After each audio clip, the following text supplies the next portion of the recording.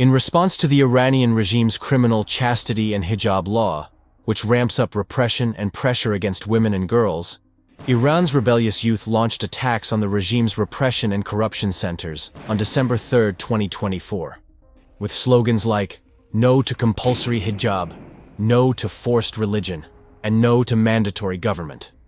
In their activities, the rebellious youth targeted symbols of misogyny and mandatory government in several cities across the country.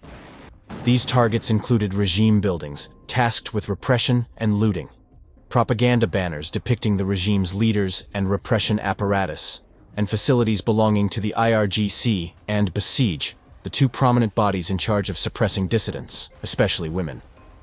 On the same day, the resilient female political prisoners in Evin Prison also raised their voices, protesting against the regime's criminal executions, and specifically the issuance of death sentences for political prisoners.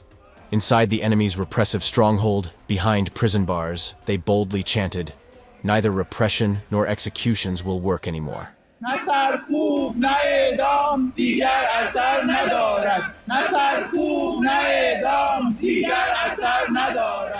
On the evening of December 3rd, they gathered in the women's ward yard, chanting slogans against the mandatory government and revolting against the regime.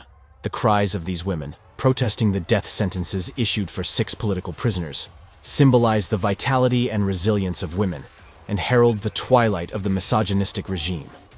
The so-called Chastity and Hijab, published on November 30th, 2024, consists of 74 articles across 5 chapters. Its content flagrantly violates the Universal Declaration of Human Rights, international conventions such as the International Covenant on Civil and Political Rights, and conventions related to women's rights. For example, it compels ministries, organizations, and municipalities to go beyond morality patrols in cracking down on improper hijab or removing the hijab. In addition to targeting women, this law imposes severe penalties on government employees, business owners, and others who refuse to cooperate with the regime's enforced hijab rules. Those who fail to report or act against individuals opposing mandatory hijab, or who refuse to enforce the law, face punishments including 5 to 6 years of suspension from public service, fines equivalent to 2 to 6 months' worth of business income, or other significant financial penalties. But the activities of Iran's rebellious youth and the brave prisoners of Evin mark the regime's failure to use mandatory hijab to suppress the growing momentum against religious tyranny.